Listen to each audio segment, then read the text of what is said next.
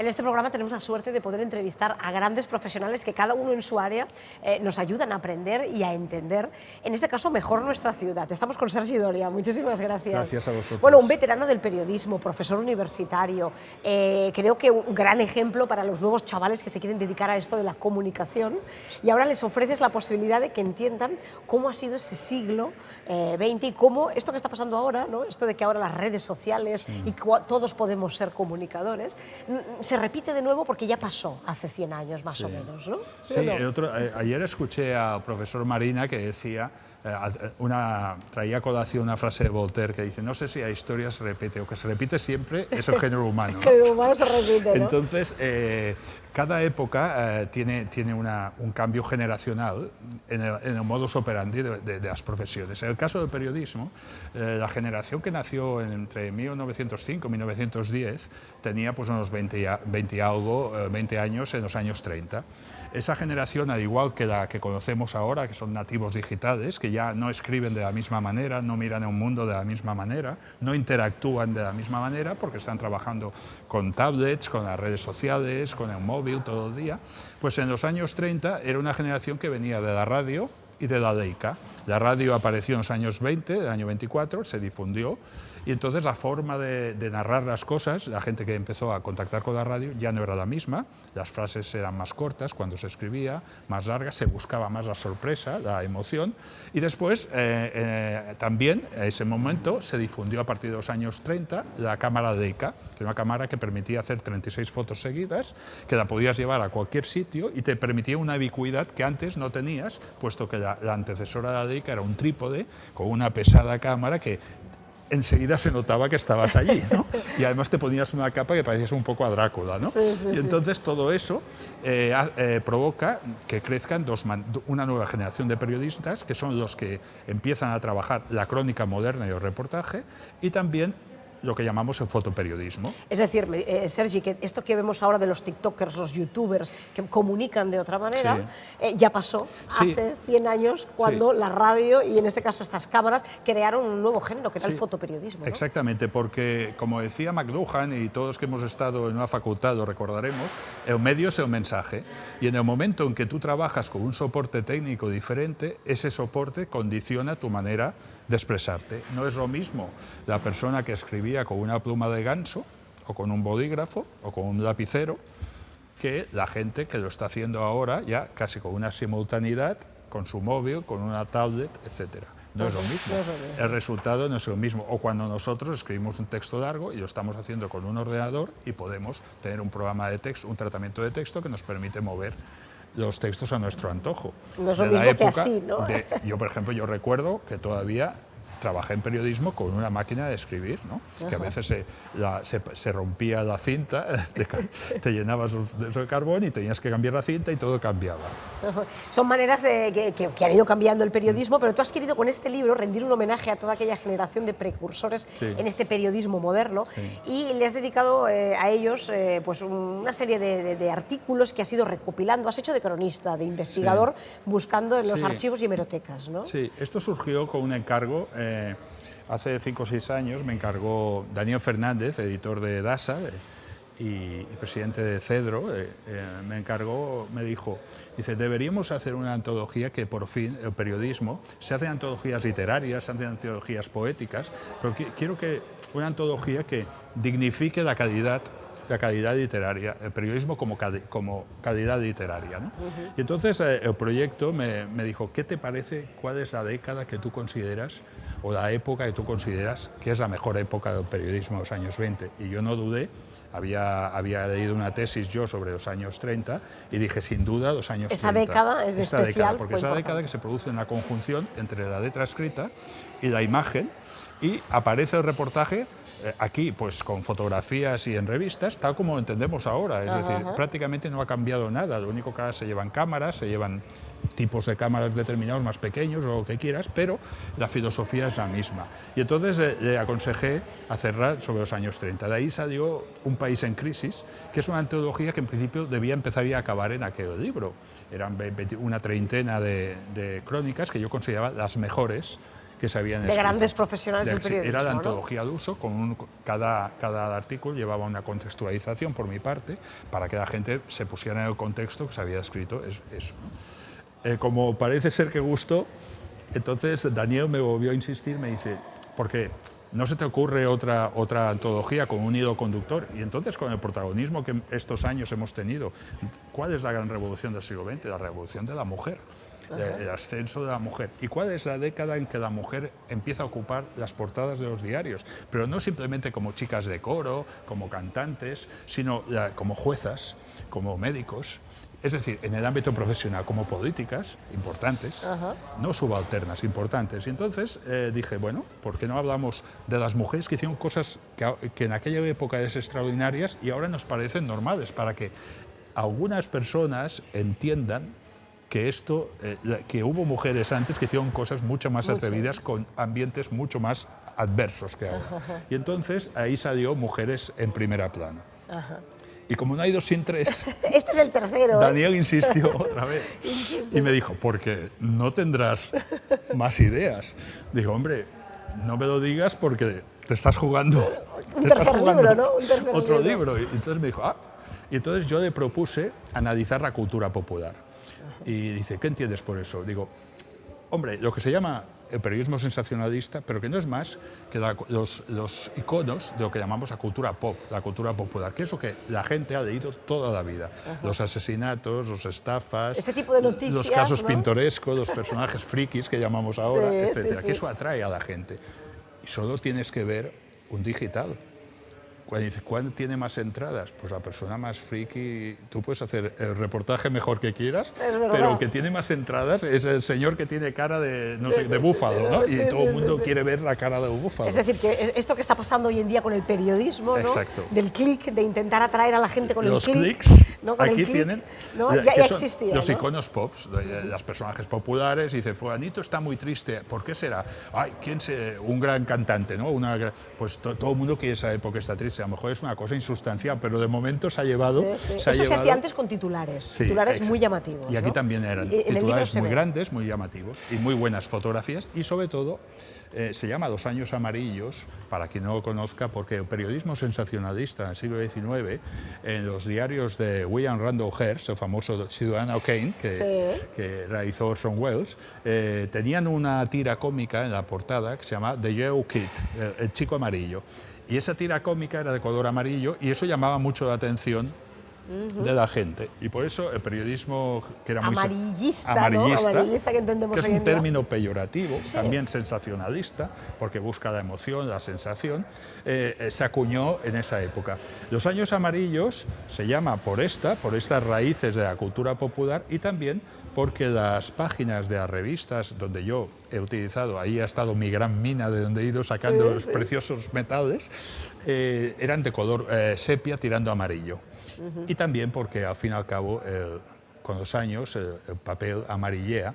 Hay un poema de Miguel Hernández que se llama El tiempo amarillo de las fotografías. Fernando Fernán Gómez tituló a sus memorias El tiempo amarillo también. También, ¿no? Sí. Precisamente por eso. Los años amarillos es este libro del que hemos venido a hablar en este hotel maravilloso, este escenario Oriente, que tenemos, el Hotel Oriente, porque nos traslada a aquella época, ¿verdad? Aquellos años 30 por los que aquí se movía gente muy importante de la ciudad o extranjera que venía y se quedaba aquí. Y en este libro vamos a ir encontrando pues el día a día, a través de pequeños artículos, noticias, de ese género amarillento, ¿no? Amarillista, que hoy en día tiene esa connotación negativa, pero que además me gusta mucho que tú hayas puesto el dedo en la llaga, siendo profesor además universitario de periodismo, y que digas, no, es que el género de periodismo amarillo no tiene por qué ser de peor calidad, ni tiene que tener esa calidad de como que es de peor... No, yo digo como una metáfora que todo el mundo va a entender, es una metáfora, como diría Dalí, totalmente comestible, que digo, caviar o huevos fritos, cada uno, si están bien hechos, en su contexto. Es verdad. Si nos dijeran que cada día hemos de comer caviar y salmón, nos aburriríamos mucho. Nos gusta en su contexto. Y si tampoco estamos resignados a comer toda nuestra vida un par de huevos, pues aparte que nos causaría, nos volveríamos amarillos también. ¿No? Pero cada cosa en su momento y en su contexto. Si está bien, las cosas sean populares, sean novelas del oeste, lo importante sea un tango, o sea un pasodoble, o sea música, o un reggaetón, si está bien hecho, yo creo que tiene toda la dignidad posible. Es decir, que el género amarillo, es decir, ese tipo de noticias más que tienen como más sustancia, ¿no? Y que llaman más atención por llamativas, porque son titulares escandalosos, porque hablan de temas más mundanos, también son un buen periodismo si el que hay detrás lo ha escrito bien. Y esto es un ejemplo, ¿no? Esto es un ejemplo de lo que Unamuno llamaba la intrahistoria. Unamuno formula una teoría que me parece muy útil para la historia, que decía la historia oficial es como cuando miramos el mar, que vemos las olas, el horizonte y todo esto, pero si bajamos, el mar se va oscureciendo y llegamos a las zonas abisales, que es donde está la gente que nunca se habla de ellos, la gente anónima que padece la historia, que a veces mueren y ni siquiera queda su identidad en la lápida. Dice, esto es la intrahistoria. Decía, y aquí está la intrahistoria. No es una historia de los historiadores ni de escuelas historiográficas, sino es la historia contada por muy buenos periodistas, porque ya digo que es la mejor generación, y la temática, siendo popular o populachera a veces, no desmerece nunca la calidad profesional de los que firman, y las que firman. Tenemos varias mujeres que ya empiezan a firmar. Irene Podo, Magda Donato, son mujeres, grandes reporteras de la época, como fueron Josefina Carabias, etcétera, ¿no? Bueno, iremos aquí leyendo poco a poco artículos siempre relacionados con Barcelona. Son cosas que pasan en la ciudad. Barcelona y Madrid, de las dos grandes ciudades que en ese momento se movía todo en el ambiente más urbano, ¿no? Y sucedían cosas bastante parecidas a las que pasan hoy en día. Me he dado cuenta, ¿no?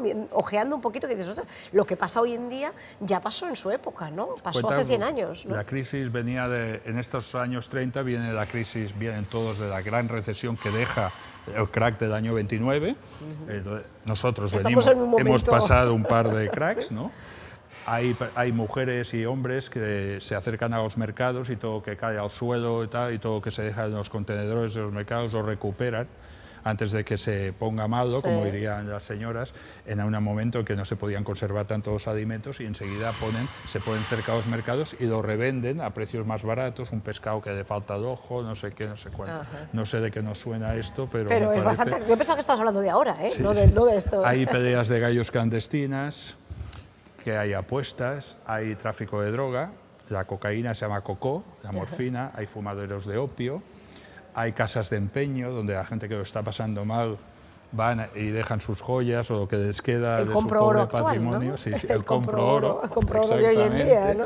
Es decir, hay muchas cosas. Hay transexuales, los primeros casos de cambio de sexo. Es la Barcelona y el Madrid de aquella época, y después hay dos frikis de costumbre. Un señor, Wally, el rey del hambre, un señor que dice que nunca come, que es capaz de vivir sin comer. Un turco que afirma tener 175 años, que conoció a Napoleón Bonaparte. Hay todo este tipo. Hay un caso de poltergeist en el barrio de Gracia, que dice que una familia dice que esa noche se empezaron a levantar los muebles y empezaron a volar por la calle de Gracia. Está en la calle Giné, creo que recuerdo que pasé, y está todavía el edificio allí donde ocurrieron esos hechos. Pues hay todo este tipo de cosas que fascinan. Algunos podrían pertenecer al programa Cuarto Milenio de algunas, ¿no? Algunas. Y otros pues serían programas de reporteros, de este programa de callejeros, etcétera. ¿No? Podría ser perfecta. Es decir, que nos podemos colar en la década de los años 30 viendo toda esta recopilación de noticias. Noticias curiosas, llamativas, un poquito a veces pues más sensacionalistas, pero que las escribieron grandes periodistas de la época, gente joven que estaba cambiando el mundo y cambiando el periodismo. Todos de entre 20 y 30 años, como mucho más mayor debe de 35 años, pero yo a mis alumnos de periodismo, que ya andan por los 24, a veces les leo algún artículo, digo, ¿vosotros seríais capaces de escribir esto? Hombre, y se quedan un poco dubitativos, y entonces les digo yo, pero además no con el móvil y todo esto, no, con un lapicero, porque entonces no habían Bics, había lápices de grafito y un pequeño bloc, y tomar nota, como lo hacía Irene Podo, como hacían Ana Martínez Sagi, que también fue una deportista famosa, que Juan Manuel de Prada ha dedicado también una biografía, y como hicieron todos estos Luis González de Linares, etc. Veremos gente que robaba en Barcelona, estafadores, sí, ¿no? estafadores. Gente que iba recogiendo, como hoy en día con los carritos. A mí me ha sorprendido mucho más esta noticia, ¿no? Hoy en día que estamos acostumbrados a ver circular por Barcelona estos señores que van recogiendo chatarra y demás, esto ya pasaba. Todo esto ya pasaba. En el caso de los estafadores tenemos un caso que creo que mucha gente se quedará sorprendida. Todo el mundo recuerda de los años 40 trajeron, dice, de extraperro. Si hablamos con nuestros mayores, decía, como estaba todo racionado, pues habías de comprar el pan blanco, tenías que pagar en sitios allí medio clandestinamente, lo que está pasando en Cuba también, que tienes el mercado negro, que que tú pagabas mucho más para tener pan blanco, para evitar el pan moreno, que se llamaba, y se llamaba extraperro. Y todo el mundo creía que es una denominación acuñada de los años 40, pero no, esta denominación viene aquí se habla del caso de dos estafadores, Strauss y Perrovic, que eran de austriacos, que vinieron cuando el juego se quería otra vez, porque Primo de Rivera prohibió los casinos, cuando se habló de la República de volver a abrir los casinos, estos señores vieron el negocio. Se presentaron aquí en Barcelona con una ruleta que decían que modernizaba las anteriores, pero estaba trucada, con lo cual siempre ganaba la banca. Y entonces o sea, eran dos grandes timadores de la época, ¿no? Que aparecieron por aquí, por Barcelona. Exacto, para conseguir la licencia, dijeron, ¿quién manda ahora en Madrid y en Barcelona? Buscaron a determinadas personas que tenían puestos claves para que les tenían que dar el visto bueno y les dieron unas comisiones. No sé si nos suena esto. Nos suena también. Cobraron unas comisiones y entonces, ¿qué ocurrió? Que alguien en la judicatura que quedaba, que no se dejó sobornar, llamó la atención sobre el caso y disparó. Ellos querían instalar la ruleta en Formentor, en Mallorca, en el Casino de Sitges y en el Casino de San Sebastián. Cuando todo parecía solucionado y ya habían untado a toda la clase política que podían untar, resulta que hubo un juez que paró, un funcionario honrado que paró la cuestión. Entonces, Strauss y Perrovic se enfadaron mucho y publicaron una carta abierta en la prensa española, en la cual decían, ¿qué hay de lo mío? Y daban los nombres. Yo he pagado a todos estos señores para que mis ruletas estén funcionando. ¿Qué pasa, y me han dicho que no. ¿Qué pasa en España? Como diciendo que los sobornos no han funcionado. No ¿Qué pasó esto? Que provocó la caída. Habían ministros, habían jefes de negociado y ahí cayó un gobierno de centro, el gobierno de Rux, que era el gobierno que había en aquel momento. Es decir, el gobierno republicano cayó el caso. Y ese caso pasó a la historia como el caso del extraperro. El caso del extraperro. Viene también aquí, ¿verdad? Aquí está toda la génesis del caso, que por cierto, una de las entrevistas sucede aquí. Aquí, ¿no? Por eso nos hemos citado aquí. Un periodista dice, estamos en el hall de Hotel Oriente porque hay un juez que está aquí y después está el empresario de aquí, que también era el propietario del Gran Casino de Sitges, donde se encontraba una parte de la comitiva de esta gente. Cuando digo comitiva es que para ganarse el favor de Barcelona, ellos organizaban un combate fantástico. Era Max Schmeling, que era el campeón de Alemania, el campeón de Hitler, estamos en el año 34, y Paulino Uzcudum, que era el campeón español.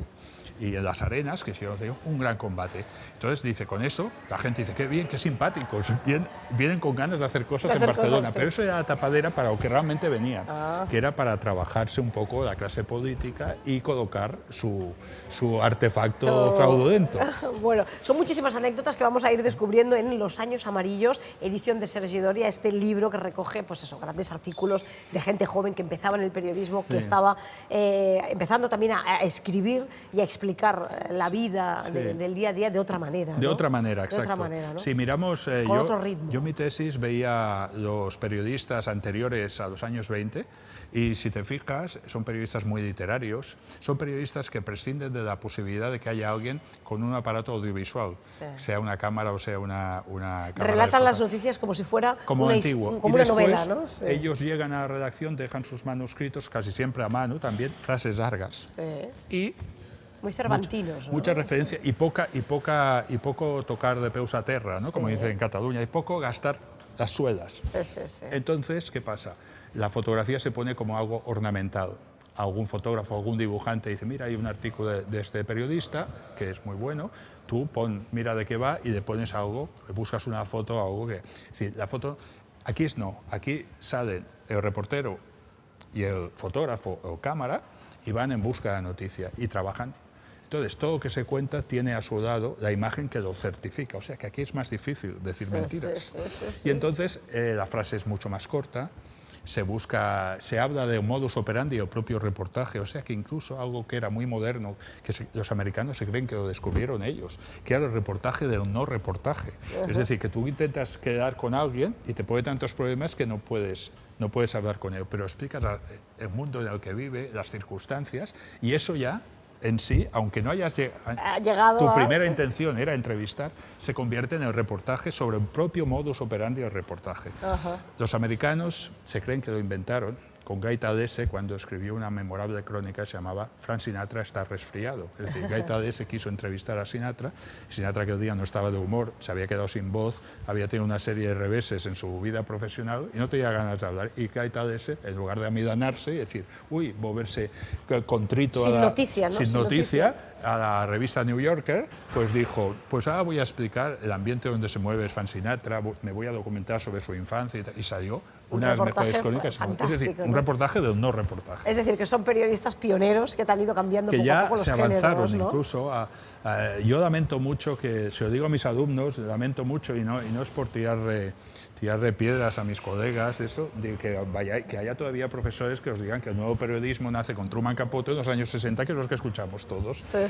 Antes del nuevo periodismo ya había nuevo periodismo de los años 30, de los años 20, tanto en España como en Francia, como en Inglaterra. Bueno, y esto es una buena crónica, ha quedado aquí recogido todo, La muestra ¿verdad? está en estos 3 libros, que suman 1000 páginas de crónicas y reportajes, y podemos sumar, que yo creo, entre 70 y 80 piezas, que yo creo que reafirman tu tesis, ¿no? Bueno, y además lo acompañas con una portada de una de las publicidades de la época, esas publicidades maravillosas de los años 30, ¿verdad? Con esas fotografías jugando con el Art Deco, Es un fotomontaje de un gran fotógrafo, Josep Massana, que era representante de lo que se llamaba la corriente pictorialista. Después vino otra corriente, que era la nueva objetividad, de ahí salió Pere Català-Pi, que es el padre de Català-Roca, el famoso Català-Roca, y aquí se ve una cosa que ahora nos suena un poco estrambótica, cocaína en flor, es decir, los laboratorios Parera, los de Barón Dandy, hacían un perfume femenino, se llama cocaína en flor. Y vemos una señora que no es que sea una esclava del movimiento islámico, sino que era un toque de exotismo, en plan las 1001 noches. Hubo una época en que Obedo tenía unas connotaciones exóticas de María Montes, de Hollywood y tal, y ahora, por desgracia, tiene otras. Ha cambiado, ¿no? Interesantísimo todo lo que nos has contado, Sergi, y bueno, contigo ojear este libro, que me imagino que tú eres el primero que se lo ha pasado muy bien recogiendo toda esta información. Y verán que muchas cosas son políticamente incorrectas, con lo cual divertidas. Y se repiten 100 años después, ya pasó lo que pasa ahora, ya pasaba hace 100 años. Muchas gracias, Sergi. Gracias a vosotros por la atención. Nos quedamos en este ambiente maravilloso, en este hotel del que no me iría nunca.